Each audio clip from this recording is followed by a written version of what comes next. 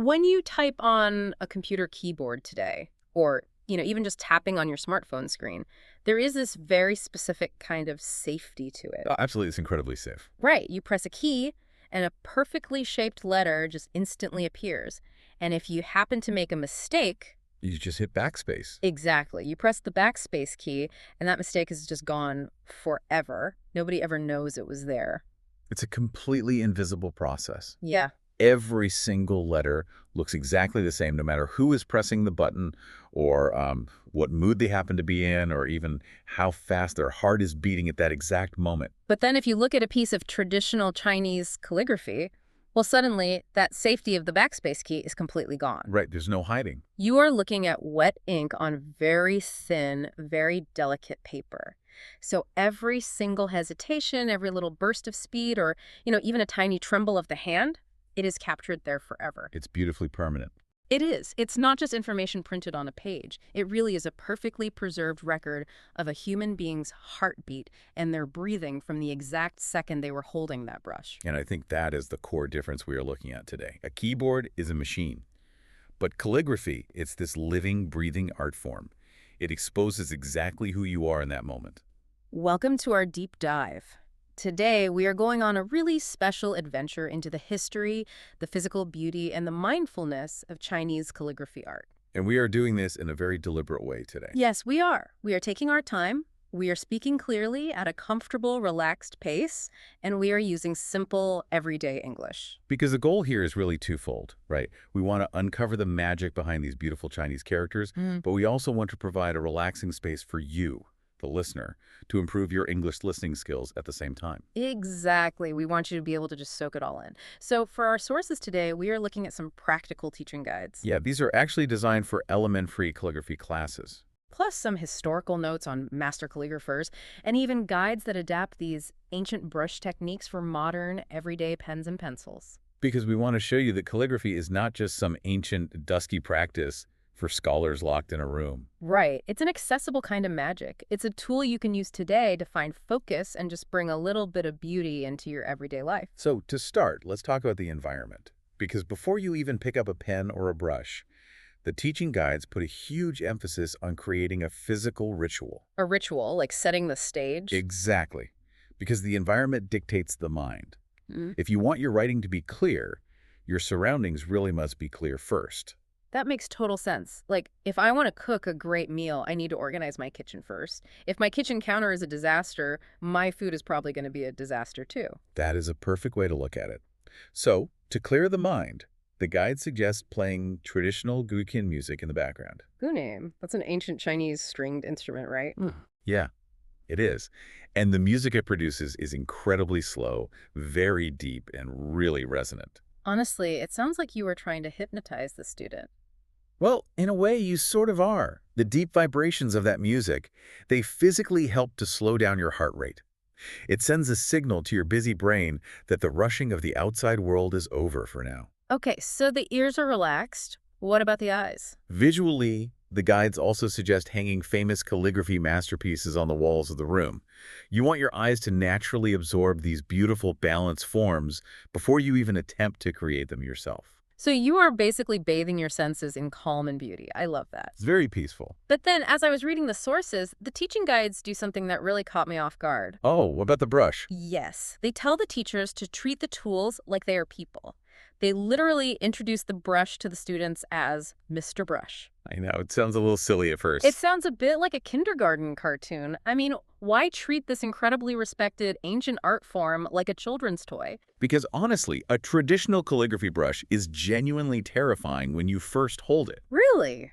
Terrifying. Oh, absolutely. Yeah. Unlike a hard pencil that stays stiff, the tip of a calligraphy brush is made of soft animal hair. It bends, it twists, and it honestly feels like it has a mind of its own. So it's very unpredictable. Highly unpredictable. So by calling it Mr. Brush, you instantly remove that intimidation factor. You are turning a difficult, scary tool into a friendly partner. Okay, I suppose that does take the pressure off. And to keep that pressure low, the very first lesson doesn't even involve writing any actual words? No, not at all. The standard operating procedure, the SOP, is purely about respect for the materials. Exactly. You learn how to carefully dip the brush into the ink. You learn how to gently scrape the excess ink on the side of the inkstone so the brush doesn't drip everywhere. Which is very important. Super important. And then you learn how to wash the delicate hairs of the brush afterward. It just builds this deep sense of care and responsibility. But eventually you do have to put ink on paper. You do. And here's where I really need you to explain this to me. Because the guides suggest a game to cure the fear of the brush. The newspaper game. Yes. They have the students take old newspapers and they just draw these massive, scribbly, overlapping circles. Just filling the page with circles. Which sounds incredibly chaotic for an art form that is known for strict discipline. I mean, what is drawing a giant messy circle actually teaching my hand? It is teaching you the physics of resistance. Resistance, okay. Right. When you use a soft brush, you have to understand pressure. If you press down hard, the line gets thick. If you lift up slightly, the line gets very thin. Oh, I see. So by drawing big continuous circles on rough newspaper, you are forced to constantly press and lift, press and lift. You are really feeling the friction of the paper. And you are doing all of this without the anxiety of trying to spell a word correctly. Precisely. You aren't worried about making a mistake. But more importantly, it builds what the guys call center tip confidence. Center tip. I think the Chinese term in the source was zongfeng, right? Yes, zongfeng. Imagine the very tip of the brush is a tiny, sharp needle. Okay, a needle. When you draw a line, that needle should stay perfectly in the dead center of the ink trail you are leaving behind. You don't want the brush dragging lazily on its side. Ah, so it has to stay upright. Exactly. The continuous motion of drawing those circles trains your hand to keep the brush perfectly upright, guiding that center tip smoothly through all the curves. Wow. Okay, that physical connection is crucial. But just having a physical connection to a brush doesn't automatically create a beautiful shape. No, it doesn't. Once I know how to control the pressure, how do I actually know what a Chinese character is supposed to look like? Well, to understand the shapes on the paper, you actually have to look away from the paper. Yeah. You have to look at the natural world. Nature. Yeah. There's a foundational set of rules in calligraphy, and it's called the 8 Principles of Yang. Right, and Yang is the Chinese character for eternity, right? That is. Why did the ancient masters choose that specific word? I mean, out of tens of thousands of characters, why eternity? Because the character Yang is basically an architectural marvel. It contains every single fundamental directional stroke used in Chinese writing. Wait, all of them in one word? All of them. A dot, a horizontal line, a straight vertical line, a hook, a sweeping left curve, a sweeping right curve. They are all in there. If you can master the 8 strokes inside this one word for eternity, you physically have the vocabulary to write anything. That is incredibly efficient. But the way they teach these strokes, that is what really blew my mind. The imagery is amazing. It is. They don't just say, draw a short line to the left. They connect every single movement to a violent or massive event in nature. Yes, the descriptions are incredibly vivid. So let's look at a simple dot. Okay. In everyday writing, a dot is just a resting place for the pen. It's just a period at the end of a sentence. Right, it's tiny. But in calligraphy, you don't just place a dot. You are instructed to imagine the weight, the mass, and the terrifying sudden speed of a giant rock crashing down from a high mountain peak. A falling rock. So my hand has to physically act out the momentum of a falling boulder. Exactly. It completely changes the way your muscles engage. That is intense. It really is. And it's the same for a horizontal line. It's not just a flat, boring line connecting point A to point B. What is it then? You are supposed to visualize a massive formation of heavy, dark storm clouds stretching endlessly across the sky. Wow. You literally have to feel the thickness and the spreading weight of that weather in your fingers as you pull the brush across the paper. It is literal method acting for your hand. You are playing the role of the storm cloud. I love that description. And according to Tang Mingmin's historical notes in our sources, this is the absolute core of Chinese aesthetics. How so? Well, a basic printer can record information, but calligraphy is about capturing dynamic motion. It takes the raw, massive energy of the natural world, mountains falling, clouds spreading, and it forces all of that grand energy into the tiny, soft tip of a brush. Okay, I am fully on board with channeling the energy of a storm cloud. But if I try to do that with a loose, floppy hand, it's just going to look like a messy puddle on the page. Sure. And the guides do mention a strict 5-character formula for holding the brush. Press, push, hook, block, and resist. Yes, posture is everything. I actually tried holding a pen like this earlier. The guide says you have to keep your body perfectly straight, your feet flat on the floor, and your palm must be completely hollow. Like you're holding something fragile. Right, like holding a fragile egg inside your hand. But honestly, it felt incredibly cramped and really awkward. Why force the hand into such an unnatural shape? Well, it feels awkward at first because you're probably carrying tension in your wrist. Oh, probably, yeah. That hollow palm holding that invisible egg Mm, is actually a brilliant piece of body mechanics. really? Yeah. When your palm is hollow, you cannot squeeze the brush with your whole fist. It forces your individual fingers to do the intricate work. Okay, so it isolates the fingers. Exactly. It aligns your tendons so that the energy flows straight from your shoulder, down your arm, through those actively engaged fingers, and directly into the tip of the brush. So it is really about creating an unbroken channel for all that energy. Yes. Okay, so I have my hollow palm, I am channeling the storm clouds, and my feet are flat. But let's face reality for a second here. Okay. I'm looking at my desk right now, and I do not see a traditional animal hair ink brush. I see a yellow wooden pencil and a cheap ballpoint pen. Very common. Right. Do these grand natural rules actually survive the translation to modern rigid tools? They absolutely do. The tools change, but the aesthetic rules do not.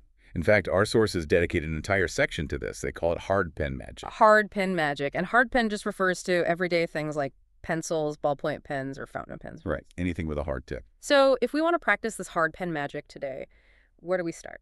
I imagine a standard cheap ballpoint pen might not be the best choice. No, it's a bit too slippery. The guide highly recommends starting with a 2B triangle-shaped pencil. Oh, wait, a triangle shape. The triangle shape naturally guides your fingers into a comfortable grip. You don't have to think too hard about that 5-character formula we just talked about. That is super helpful. And why a 2B pencil specifically? The 2B lead is important because it is soft. It allows you to press down to make a thick line or lift up to make a thin line. It mimics the bounce of a brush. And you also don't hold a pencil straight up and down like you do with a brush, right? For a hard pen, you hold it at a much more natural 45-degree angle. Okay, that feels more normal. But there's a crucial physical trick here that the guide mentions.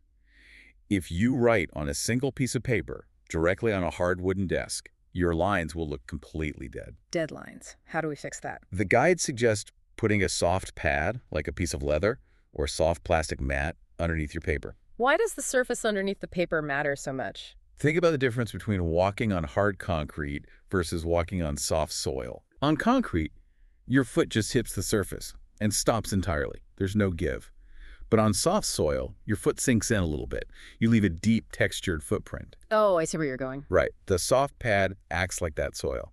It gives the paper a tiny bit of cushion, allowing the pencil lead to sink in slightly. That creates those beautiful thick and thin variations. That makes perfect sense. The concrete is totally unforgiving, but the soil absorbs your energy. Exactly. Now, as I was reading this hard pen guide, there was one rule that really bothered me. Oh, which one? It says to completely stop using your eraser. Just put it away. It says if you make a mistake, leave it.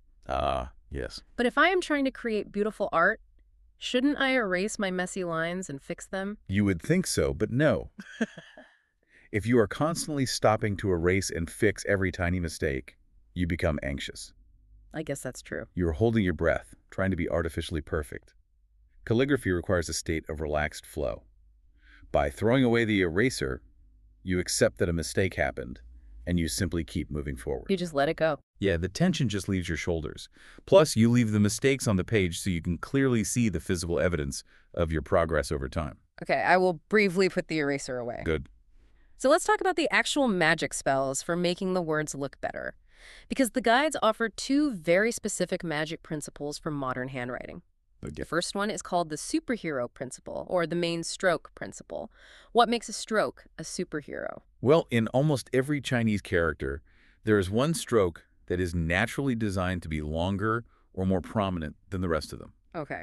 It might be a really long horizontal line stretching across the top, or maybe a dramatic sweep down to the right.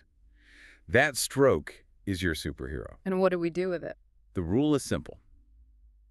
You must identify that superhero and bravely stretch it out. Give room to breathe. When you extend that main stroke, the entire character instantly looks handsome, open, and confident. You know, when I read this, I immediately thought of a choir performing on stage. A choir. Yeah. You have your lead singer, that is your superhero stroke. That lead singer needs to step up to the front of the stage, grab the microphone, and proudly belt out the notes. They have to take up space. I love that analogy. But what about all the other strokes in the character? They're your backup singers. Exactly. And backup singers cannot try to outsing the lead. They need to stay neat, compact, and perfectly in the background. If every single stroke tries to stretch out and be the superhero, the word just looks crowded, angry, and chaotic. That is a perfect way to visualize it. Everyone has a role to play. And that actually leads directly to the second magic principle, which deals with those backup singers. Right. The sources call it the lining up principle, or the even spacing principle. Yes.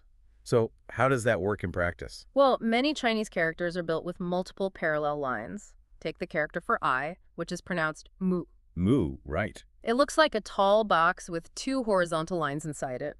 Or the character for river, xuan, which is simply 3 vertical lines standing next to each other. So what's the rule for those? The rule here is almost mathematical.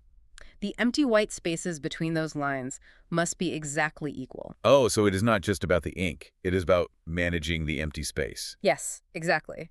If the white spaces are perfectly even, the character will instantly project this feeling of stability, order, and deep peace. And to help students remember this, the teachers give them a little chant to murmur while they write. A chant. Yeah, they say, horizontal lines slant upright, vertical lines pull long. Okay, so if I use my superhero stroke, keep my spaces even, and follow that chant, my everyday grocery list is actually going to look like a piece of art. It really is. You are taking a very mundane daily task and elevating it into a moment of aesthetic mindfulness. That's wonderful. Yeah. But this brings up a massive contradiction for me. A contradiction. Yeah. If I am strictly following the superhero rule and I am mathematically measuring my even spacing, Yeah. and I am angling my lines exactly how the chant tells me to, if every single person follows these exact same rigid rules, doesn't all of our handwriting end up looking completely identical? I mean, we are basically just programming ourselves to be human typewriters. That is a very logical fear. Yeah. But history actually proves it wrong. It does. Yeah. And this brings us to the ultimate, highest level of calligraphy appreciation, which the sources call reading the bones. Reading bones? That sounds incredibly mystical. It does sound a bit magical, but it just means looking past the basic rules to see the unique human physical structure, the bones behind the ink. Oh, I see. The rules give everyone a shared vocabulary, but the way your unique body and mind execute those rules creates wildly different results. Different results even with the same rules. Exactly. To prove this, the historical notes contrast 2 absolute legends of Chinese calligraphy. Right. Yan Zhenqing from the Tang Dynasty and Wang Zhizi from the Jin Dynasty. They both followed the rules, but their writing could not look more different. Not at all. Let's look at Yan Zhenqing first. Yan Zhenqing was known for a style that is incredibly fat, strong, and grand. When he wrote, he utilized immense wrist power. Wrist power. Yeah. He locked his fingers and drove the brush using the heavy muscles of his entire arm and wrist. So it's a very physical style. Very. As a result, his characters feel majestic and deeply grounded to the earth. They look like heavy stone fortresses that simply cannot be knocked over. Heavy, grounded, and immovable. And then you compare him to Wang Zhizi. Right, Wang Zhizi is the aesthetic opposite. His writing is famous for being thin, highly elegant, flowing, and really warm. Did he use wrist power too? No, he didn't rely on heavy wrist power at all. Instead, he used delicate finger power. Ah, the fingers. His arm remained relatively still while his fingers performed these intricate, fast dances with the brush. Because of this, his characters feel noble, airy, and totally free. They look like they are floating on a breeze. Wow. So I want to ask you, the listener, right now. Think about your own handwriting. Are you a Yan Zhenqing? Do you press down hard? Yeah. Do you press down hard on the paper using the heavy weight of your wrist to carve bold, grounded letters? Or are you a Wang Zhizi? Do you hold the pen lightly in your fingertips, making fast, floating lines that dance across the page? Actually, if you are holding a pen right now, try this. Turn your piece of paper over and rub your thumb across the back of the page. Oh, to feel the texture. Exactly. Can you feel the physical indentations of your letters pushing through the paper? That physical pressure is your unique signature. It is your bones revealing themselves. That is beautiful. The strict rules of calligraphy are not cages meant to trap you. They are simply tools that allow you to fully and clearly express your internal emotional state on the paper. And this emotional expression does not just live in practice notebooks. The historical notes remind us that this art is deeply embedded in the real world. You see it everywhere. You do. You see calligraphy on delicate folding fans, on massive hanging scrolls in living rooms, on red paper couplets pasted outside doors to welcome the new year, and even carved deeply into large wooden plaques above historical buildings. The art form adapts perfectly to its environment. It ranges from the very careful, static beauty of standard script all the way to the wild, dynamic beauty of cursive script, where the letters all connect and flow together like a rushing river. So what does this all mean for us today? Let's trace the path we have walked, keeping our language clear and our concepts grounded. We started by preparing our minds. Right. We used the slow vibrations of Guqin music to clear the noise. We tamed our fear of the unpredictable brush by feeling the friction of the paper through drawing giant circles. And then we learned to look at nature. Yes, imagining falling rocks and heavy storm clouds, just to understand the raw energy of a simple line. We then proved that you don't actually need ancient tools to harness that energy. By using a simple 2B pencil and a soft pad of paper, we applied the superhero rule to give our letters confidence. And the even spacing rule to bring them peaceful order. Finally, we learned that these rules do not erase our individuality. Not at all. Whether you write with the heavy, grounded wrist of Yan Zhenqing or the floating, elegant fingers of Wang Jiji, the ink ultimately reveals your unique human spirit. It is a really profound journey. You begin by just trying to control a physical tool, and you end up learning how to express your own soul. Every single time you pick up a pen, even if it is just to write a phone number on a sticky note, you have a choice. You really do. You can rush through it like a machine hitting a keyboard, or you can take one deep breath. You can find your superhero stroke. You can practice a tiny moment of mindfulness and create a small piece of art right there at your desk. That is the true accessible magic of this practice. But, before we conclude our deep dive today, I want to return to one very specific rule we discussed earlier. Which one? It is the rule from the hard pen teaching guides. Oh, the rule about throwing away the eraser. Yes. The instruction to stop erasing your mistakes and to leave them visible on the paper as you practice. Yeah. I think there's a really profound philosophical lesson there that extends far beyond a calligraphy notebook. How so? Well, we live in a world defined by the backspace key. We are constantly deleting our typos, filtering our photographs, and carefully erasing our missteps so that we can present this flawless, perfect image to the world. We really are. We're terrified of looking messy. We are terrified of leaving a messy line. But what if we took that calligraphy rule and applied it to our daily lives? That's a huge shift. It is. What if we stopped frantically trying to erase every single mistake we make? What if we allowed our awkward conversations, our failures, and our imperfect moments to simply remain visible?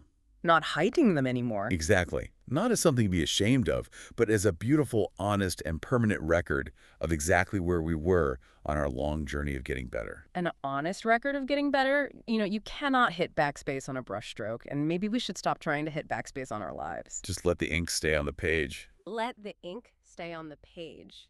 That is a truly beautiful thought to end on. Thank you for slowing down with us today, for practicing your English listening, and for exploring the timeless beauty of the written word.